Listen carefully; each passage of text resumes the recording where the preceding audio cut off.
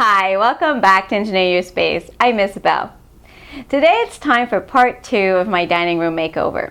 In my last episode, I showed you how to make this bench with the cushion for my banquette. And today I'm going to show you how I finished it by making this simple upholstered panel with tufted buttons. And it's going to make my banquette the most comfortable place to sit in my dining room. So let's get started.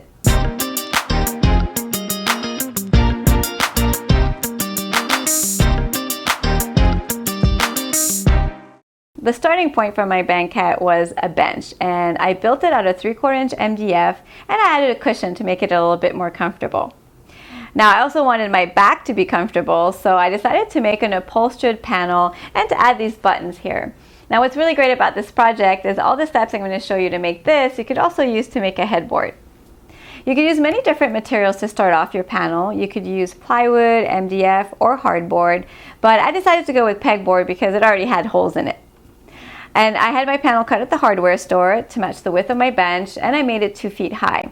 And you'll see putting it together is really simple. First, I marked out the location of where I wanted my buttons to be. Now, because my spacing didn't exactly follow the locations of the existing holes, I ended up having to drill a few extra holes. I used a light coat of spray adhesive to secure 1-inch foam to the pegboard. You'll want to make sure that you use something to protect the surface you're working on because the glue will go through the holes. To make the panel look thicker and sturdier, I screwed furring strips to the back along the edges.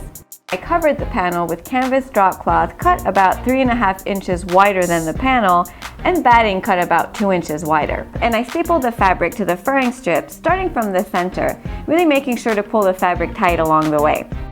For the corner, I cut away the excess fabric and batting, and I tucked in the fabric for a nice sharp crease. For the buttons, one of the options you have is to use a button cover kit. It comes with everything you need, and you just use your existing fabric. You use the template to draw out the size of the fabric circle that you need. You cut that out and you place it in the form with the button front on top of the fabric. You tuck the fabric into the button and place the back of the button on top of that. Then you place the cap centered on the button and you press down using something hard until the back pops into place. And voila, you have a nice pretty button.